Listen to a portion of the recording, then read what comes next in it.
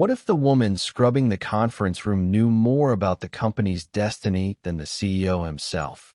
When an overlooked janitor stumbled upon a hidden clause tucked inside a German contract, she didn't just jeopardize her livelihood. She sparked a corporate upheaval. But how did a mop-wielding nobody become the voice that uncovered a multi-million-dollar fraud? Stay tuned, because the most astonishing twist in this tale is yet to unfold.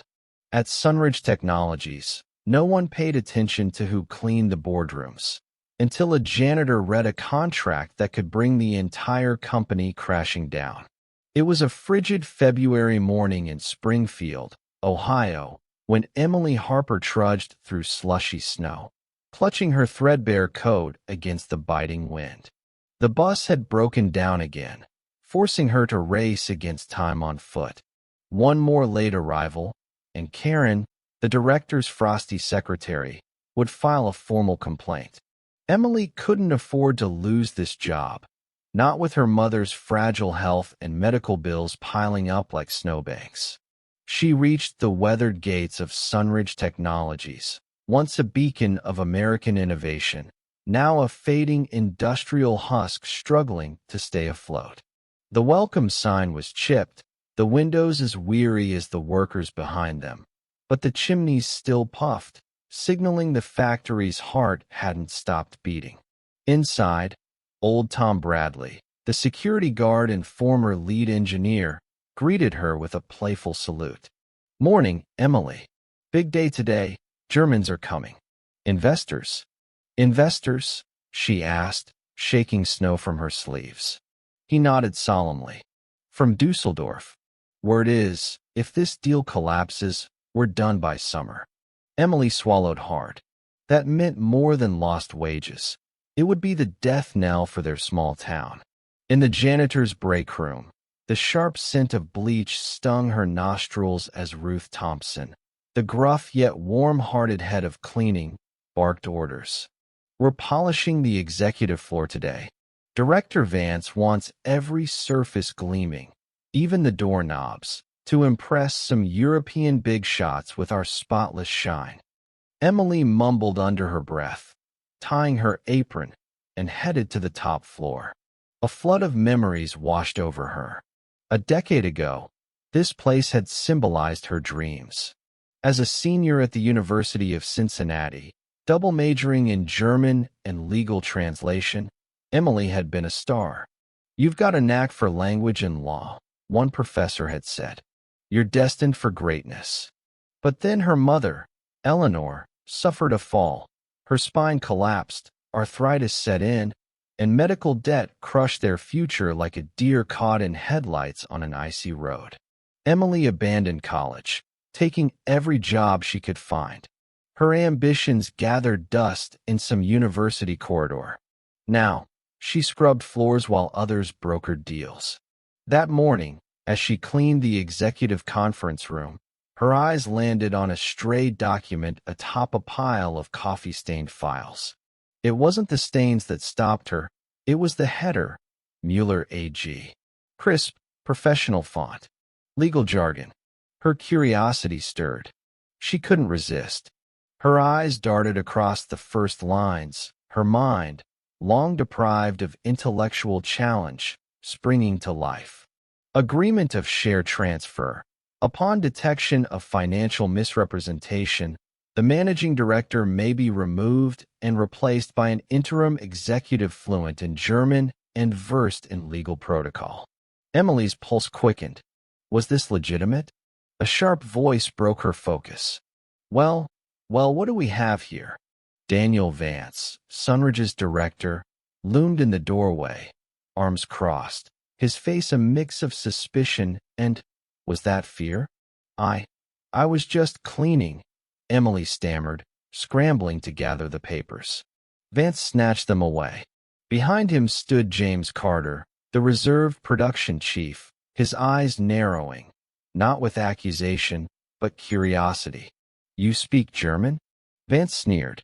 "Yes, sir. I studied legal translation before you ended up with a mop." He chuckled cruelly. "Fine, Miss Translator.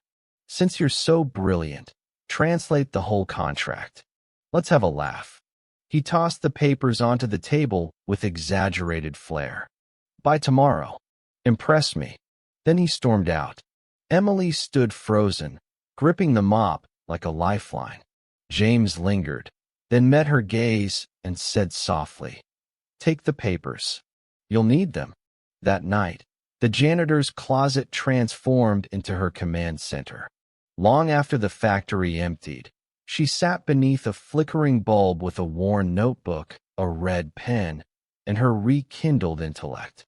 The legal terminology flowed back, the structure, the precision. Her hands trembled, not from fear, but purpose. By midnight, she was halfway through the translation when she found it. Clause 12, Section 3b. A hidden landmine. If misrepresentation is detected, the German party reserves the right to appoint a temporary executive fluent in legal German to stabilize operations. Emily's breath caught. Could she, an unseen janitor, hold the key to saving the factory? Or was she already a target? Emily didn't sleep. In her dimly lit apartment, she hunched over the kitchen table, circling damning phrases in red. Her mother dozed nearby, the hum of her oxygen machine filling the silence. But Emily's mind roared. The clause was no mistake, it was real.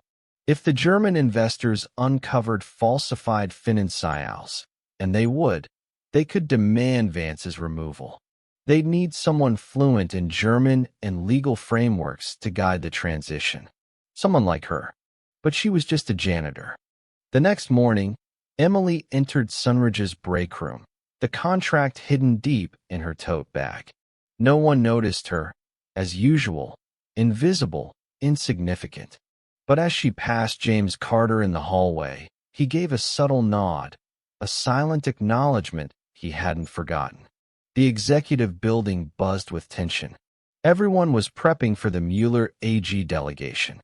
Windows gleamed, flowers adorned the halls, and even Karen, the haughty secretary, had swapped her gum for a too-tight blazer. Emily was wiping the conference table when Vance's voice cut through like a blade. "Got my translation, Miss Harper?"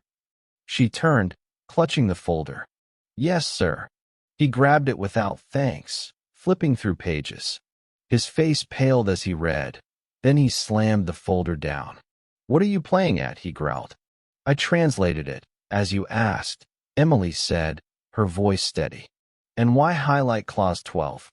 It's the one thing that could tank this deal if the Germans audit and find discrepancies." "I think they're already suspicious," she replied softly. "That's why they're here." Silence hung heavy. Then Vance laughed, bitter and cold.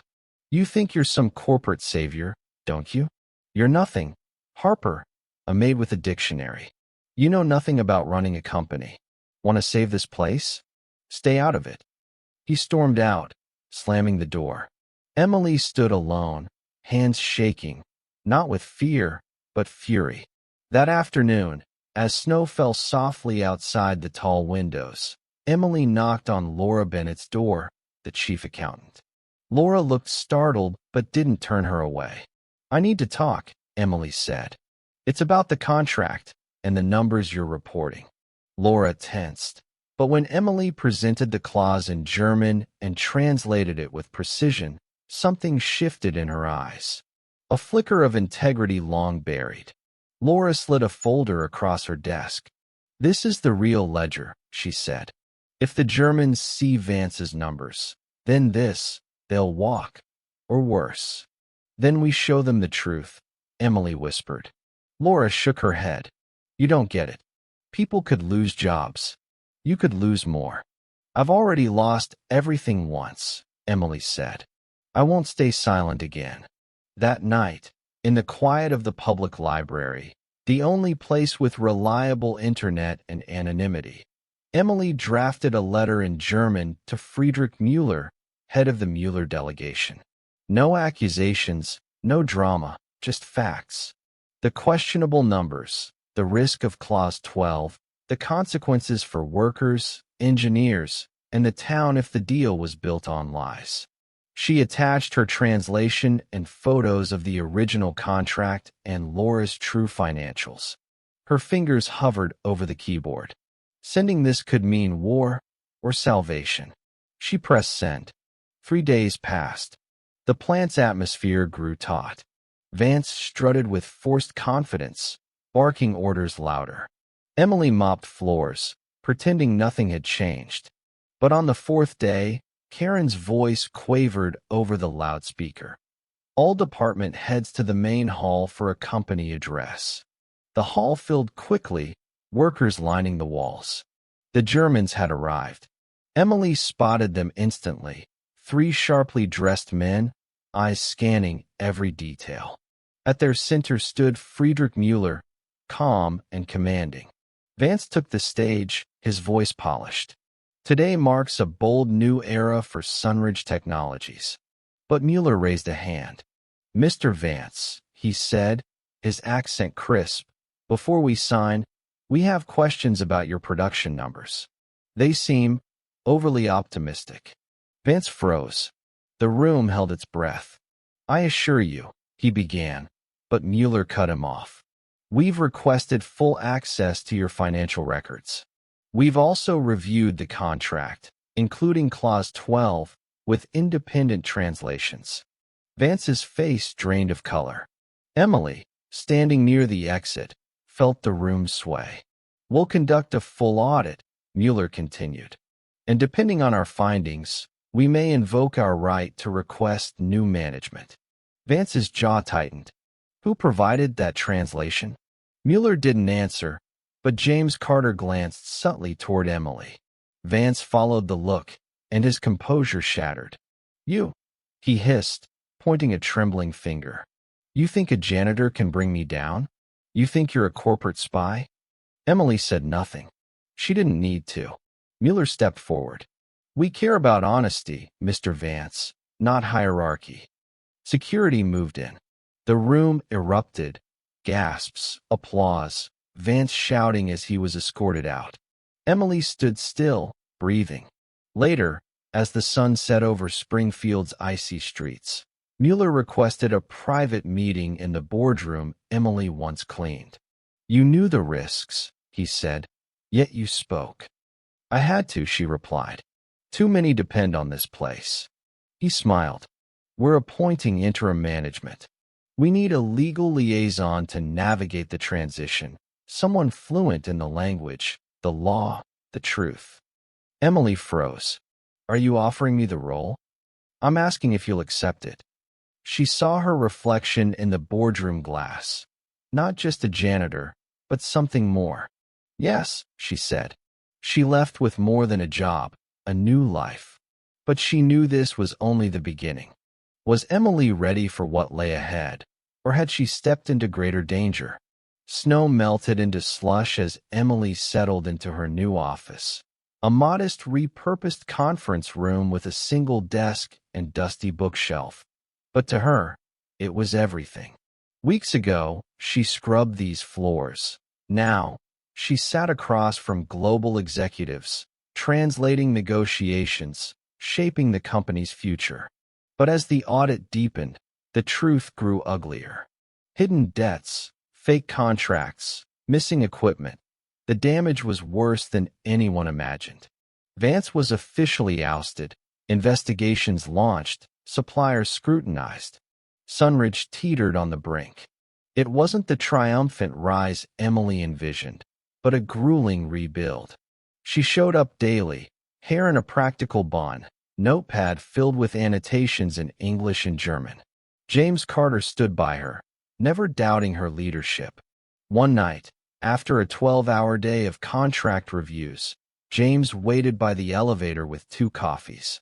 You haven't blinked since Tuesday, he teased. She laughed, a small but genuine sound.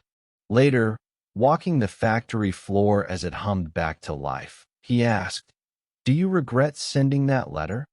Emily paused, watching workers in safety vests handle new shipments. Not once, she said. This place is becoming what it should be. Honest, sustainable, human. 3 months later, Sunridge secured its first major export deal with a German tech firm. Clean, audited financials earned cautious boardroom applause. Bonuses returned, salaries rose, safety programs were restored, and the cafeteria got real coffee. Pride, rare and precious, returned to the hallways. Laura Bennett retired with dignity. On her last day, she brought Emily pastries and, with tears, whispered, "You gave me back my integrity, a gift most never repay." Emily hugged her silently. Not everyone celebrated. Vance's allies whispered resentment. Old habits lingered, and resistance came in subtle forms. Delayed shipments, missing memos. Emily knew change brought friction, but she never wavered. Her biggest challenge came during a customs crisis. A shipment of critical components was stalled at port due to paperwork errors. Sabotage, she suspected, tied to Vance's lingering influence. With James's help and a discreet call to a Commerce Department contact, the issue was resolved in 72 hours. When the shipment arrived, the break room erupted in quiet applause. Emily felt every clap, every smile, not for her title, but her fight. One May afternoon, Emily brought her mother to the factory. Eleanor, walking slowly post-surgery, funded by Emily's new salary, greeted workers like a local hero. In Emily's office, she sipped tea by the window, watching forklifts below. "You're not just running a company," Eleanor said softly. "You're teaching people something bigger." Emily nodded. That truth matters. That people matter. Summer arrived, marking a year since Emily sent the letter that changed everything. The company held a quiet celebration. No fanfare, just people who lived the story. Mueller visited, smiling more than frowning. "Your team's ahead of projections," he said over dinner. "Sunridge is a success we didn't expect, but we're proud to be part of." Emily thanked him, but true pride came later, when the factory stabilized, when workers no longer feared layoffs, when women like her were seen as essential. One Friday, passing a new janitor, young, shy, uncertain, Emily smiled. "Welcome to Sunridge," she said.